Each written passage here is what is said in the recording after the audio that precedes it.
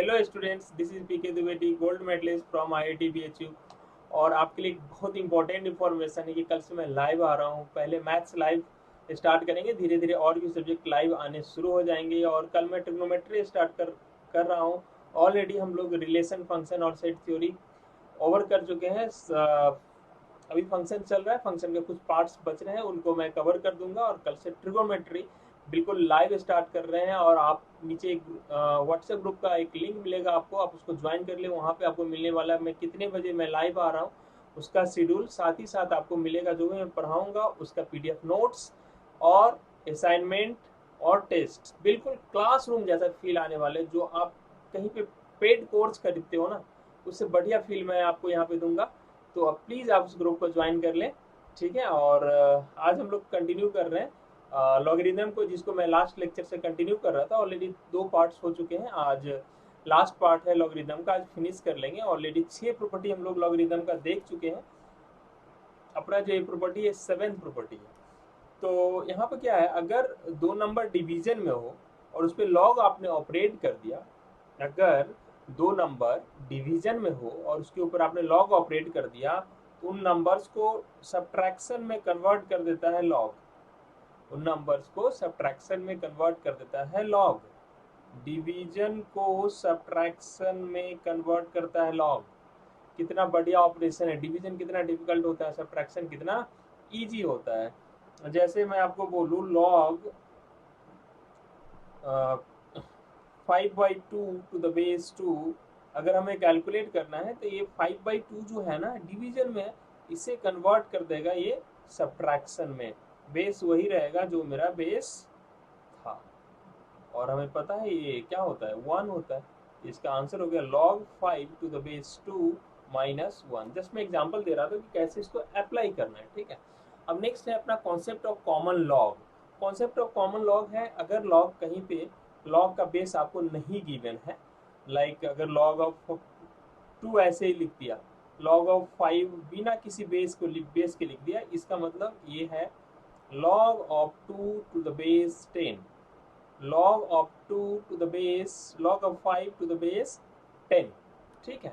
तो जब base mention नहीं है तो समझ लेना वो वहाँ पर बेस 10 है, और 10 को बोला जाता है कॉमन लॉग।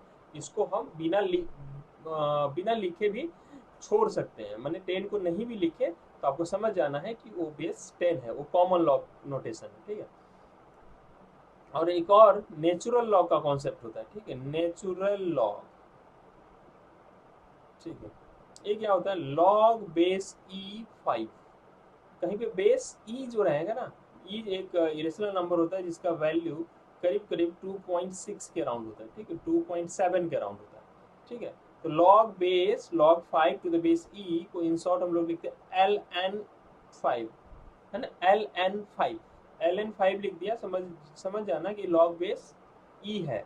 जैसे ln2 लिख दिया, इसका मतलब क्या है, log base log e to the base e। ये 2 चीज हम ध्यान रखेंगे, ln वाला नोटेशन और एक log में बेस गायब रहे, समझ लो वो नेचुरल log बेस 10 है। अब एक क्वेश्चन है आपके लिए, अभी जो रूल पढ़ा उसका बहुत ही बढ़िया एग्जांपल है कि अगर आपको गिवन है log of 2 equal to 0.3010, then find log of 5।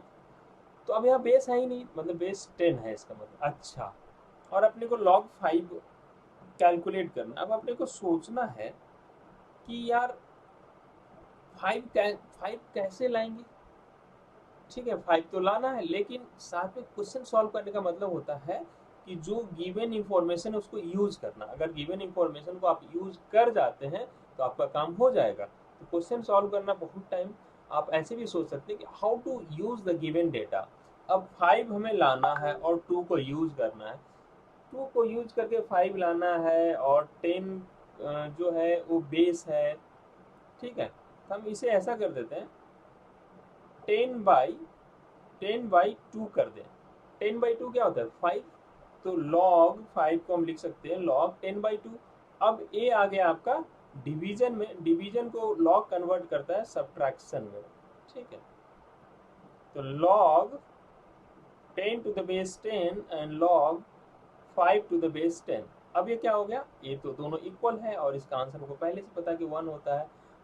Sorry this is to, इसका वैल्यू में गिवन है वो 0.303010,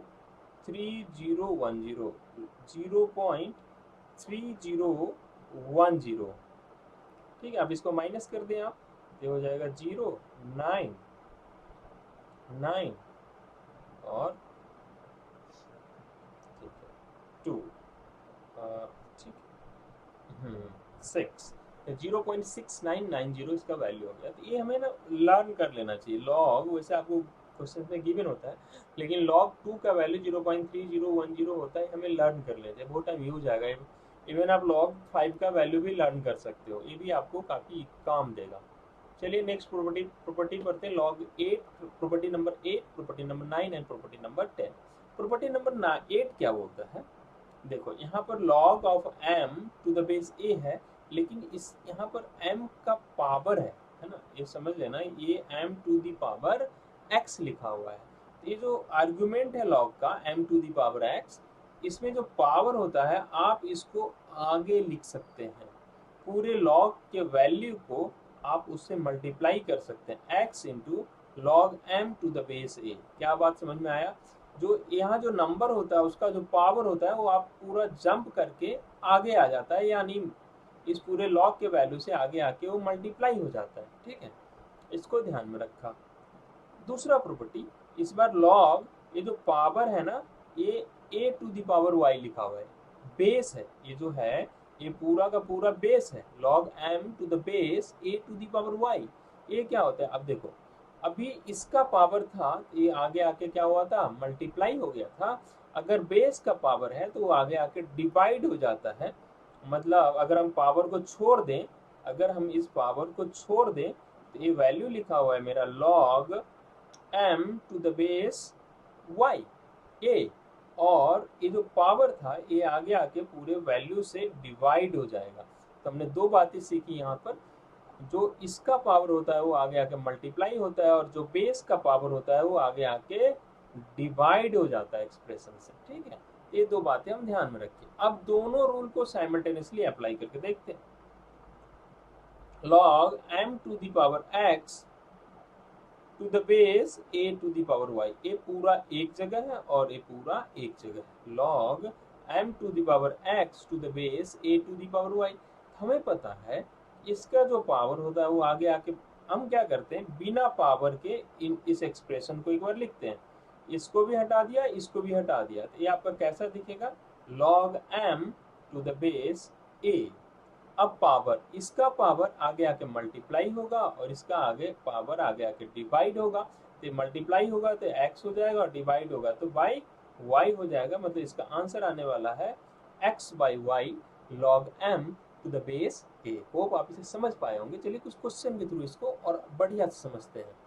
जैसे क्वेश्चन हम पहले भी कर चुके हैं और कई तरीके से कर चुके हैं, लेकिन अब इसको इस तरीके से करते हैं। अब इसका वैल्यू निकालना है तो आप इसको लिख सकते हो, √3 को क्या लिखा जा सकता है, 3 का पावर 1/2, ये बेस है आपका, ये बेस है। और 81 को लिख सकते हैं 3 टू द पावर 4, ठीक है। अब देखो, अब इनको लिख देते हैं हम पावर को छोड़ के, पावर हटा दिए, इसका पावर 4 है, इसका पावर हाफ को छोड़ दिया, बाकी बच गए यहाँ 3, यहाँ 3, उसको हमने लिख दिया। अब इसका पावर आ गया कि मल्टीप्लाई, इसका पावर आ गया कि डिवाइड, तो 4 मल्टीप्लाई में आ गया और 1/2 डिवाइड में चला गया, है ना।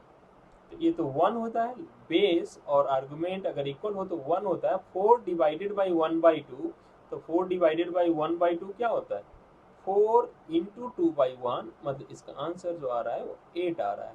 होप आप इसे समझ पाए होंगे और उस रूल को भी समझ पाए होंगे जो 8, 9, 10 हम लोगों ने अभी डिस्कस किया था। प्रॉपर्टी नंबर 11, ये भी काफ़ी इम्पोर्टेंट है और काफ़ी काम का है। क्या बोलता है कि यहाँ पर जो हमारे पास जो है लॉग है वह log a to the base b, और सपोज क्वेश्चन में कुछ ऐसा चक्कर है कि हमें लॉग कोई दूसरा, मतलब मेरे पास जो इंफॉर्मेशन है वो लॉग बेस c में है, मेरे पास जो इंफॉर्मेशन है लॉग बेस c में है, मतलब हम c को यूज करें तभी मेरा काम होगा। कोई बात नहीं, आप क्या करें, लॉग एक न्यूमरेटर में लिख लें और एक लॉग डिनोमिनेटर में लिख लें। क्या करना है, आप एक log न्यूमरेटर में लिख लें और एक log डिनोमिनेटर में लिख लें, और इस वाले नंबर को ऊपर लिख दो, इस वाले नंबर को नीचे लिख दो।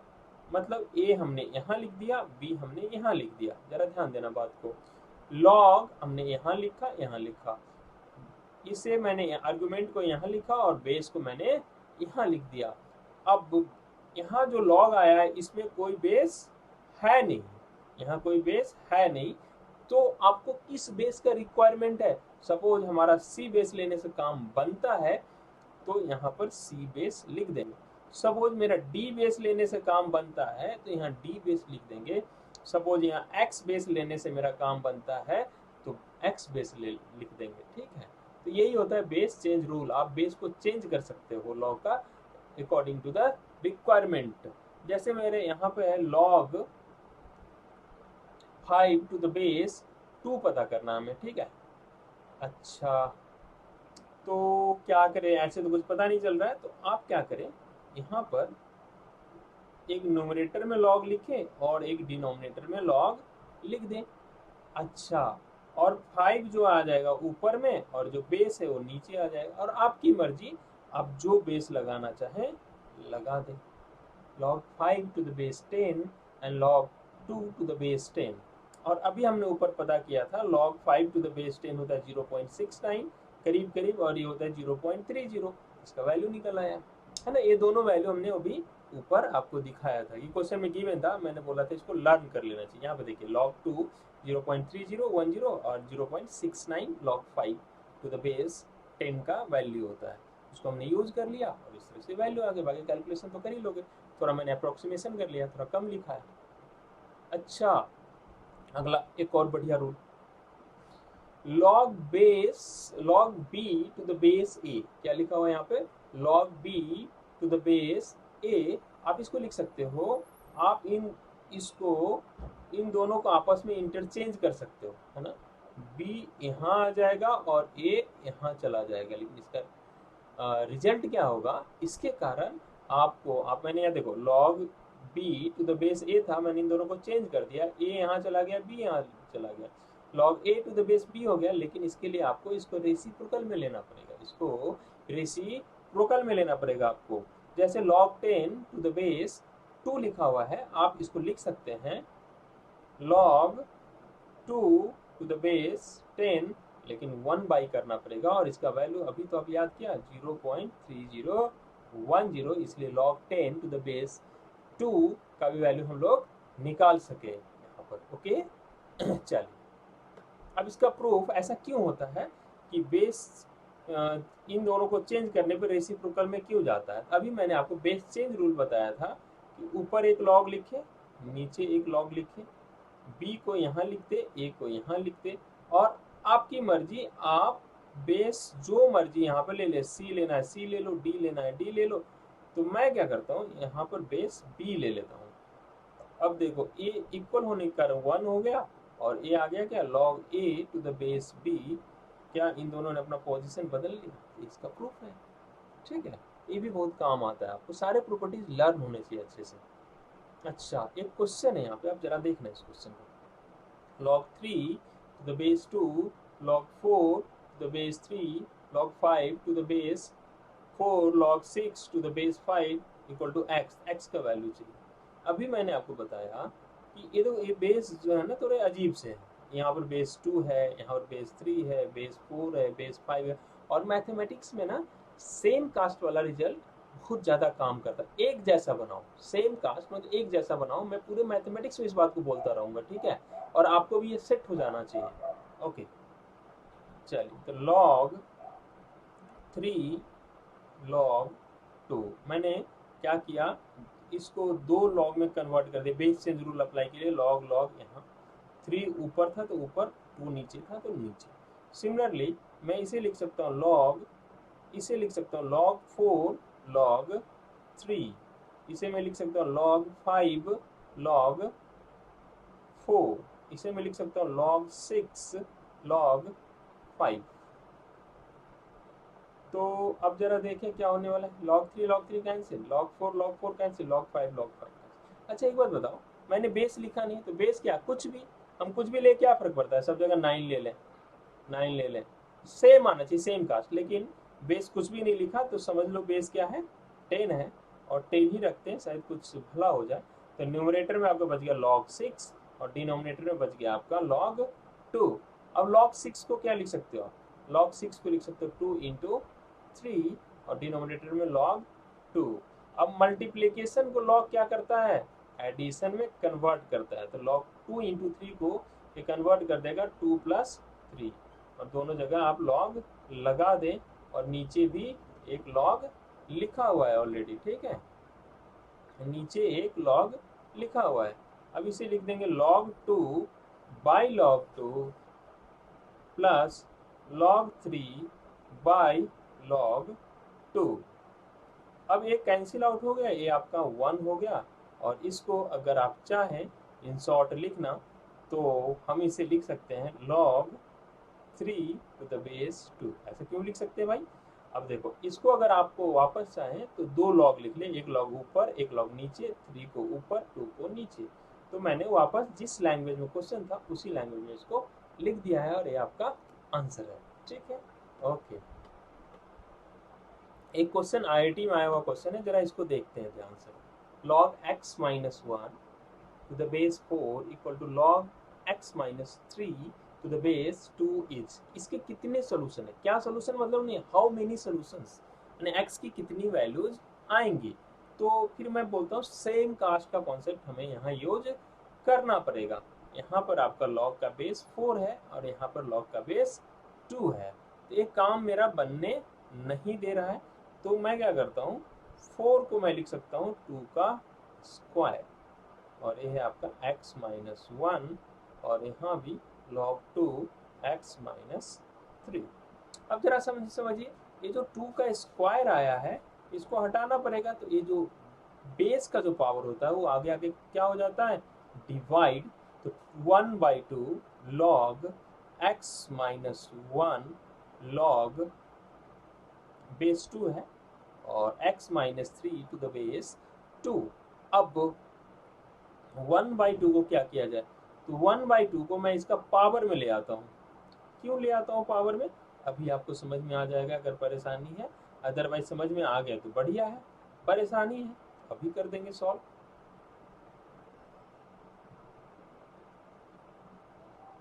ठीक है, अब देखो ये जो पावर है 1/2 ये मैं कैसे लाया, मैं अब बोल रहा हूँ वापस इस स्टेप से आगे, ये जो पावर है इसका ये आगे जाके क्या होगा, मल्टीप्लाई, तो इसको आगे जाके 1/2 मल्टीप्लाई में लिख सकते हो, जो कि यहाँ पे लिखा हुआ।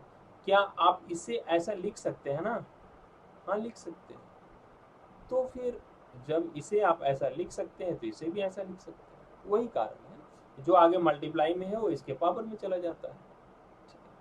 ओके, अगर आप, चलो काम तो समझ ही गए। अब दोनों तरफ देखो log log लिखा हुआ है, तो हम कंपैरिजन करेंगे, तो log log को छोड़ दें तो ये दोनों क्या हो जाएंगे, इक्वल। इसका मतलब एक्चुअली ये फंक्शन 1 फंक्शन है, ये चीज़ हम बाद में बात करेंगे, तभी हम उतना टेक्निकली नहीं जा रहे हैं, बस कंपेयर कर रहे हैं कि दोनों जगह log लिखा हुआ है, इसका मतलब ये दोनों नंबर भी सेम होगा। log x minus half must be equal to x minus 3 x। अब x माइनस 1 का पावर हाफ कुछ नहीं है, रूट है, और रूट हटाने के लिए आपको खूब पता है कि आप करते हो स्क्वायरिंग बोथ साइड, SBS मतलब स्क्वायरिंग बोथ साइड्स। तो मैं इसके दोनों तरफ स्क्वायरिंग कर देता हूँ। अगर इसके दोनों तरफ आप स्क्वायरिंग करेंगे तो जरा बताना क्या होगा। अगर मैं इसके दोनों तरफ स्क्वायरिंग कर दिया, ये आपका हो जाएगा पावर पावर कट, और इधर आ गया आपका x माइनस 1, और इधर आ गया आपका x माइनस 3 का whole square, a minus B का whole square, a square B square minus 2ab, a की जगह x लिखे, b की जगह 3 लिखे और लिख दिया। ये आ गया x minus 1 x square plus 9 minus 6x।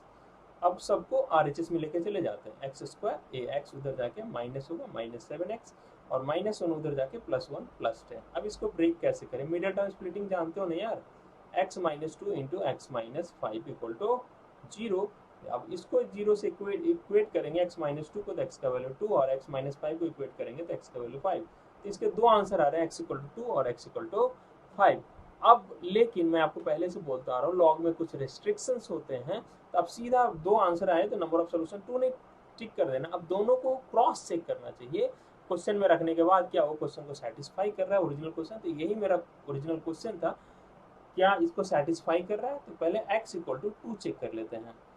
log 4 और x की जगह 2 रखेंगे तो कितना हो जाएगा 2 माइनस 1, और log 2 ओ हो 2 माइनस 3, ये क्या आ रहा है -1। और आपको पता है ना लॉग का आर्गुमेंट कभी नेगेटिव नहीं होना चाहिए, so x equal to 2 is rejected, ये इसका आंसर नहीं हो सकता। x इक्वल टू 4 को चेक करें जरा, log 4, x की जगह 4 रख दे, 4 माइनस 1 log 2 x माइनस 3, तो 4 माइनस 3, 4 माइनस 1 कितना हो गया 3, तो log 3 to the base 4 equal to log 2, ये 1 हो गया। अब इसका वैल्यू का आंसर कितना आ जाएगा, ये तो आपका 0 आ जाएगा, और 0 आ जाएगा, क्यों 0 आ जाएगा, हाँ 1 है ना, हाँ, और x की जगह मैंने 4 रख दिया था, तो log सही है, x का वैल्यू 4 ही आया था ना दूसरा वाला, एक बार देख लीजिए, 5 आया था, सॉरी मैं 4 क्यों रख दिया, 5 माइनस 1 5 माइनस 3, मैं x इक्वल टू 4 रख दिया था, हमें 5 रखना, sorry x equal to 5, log 4x minus 1, तो 5 माइनस 1 log 2 x माइनस 2 था ना ऊपर 3 log x माइनस 3, तो 5 माइनस 3। अब देखिए 5 माइनस 1 क्या हो जाएगा 4, ये भी 4 ही है, और 5 माइनस 3 1, हाँ ये सेटिस्फाई कर रहा है। log 4 टू द बेस 4, ये दोनों इक्वल आ गया था 1 1, this is satisfying, so number of solution equal to 1। तो IIT ने इसको पूछा था, लेकिन साथ में उसने ध्यान रखा था कि आप ऐसे ही टिक तो नहीं कर रहे हो चीज़ों को, तो ऐसे इसलिए इसको क्रॉस चेक करना जरूरी था इस क्वेश्चन में। ठीक है, आप समझ पाए, ओके। तो आज यहाँ स्टॉप करते हैं।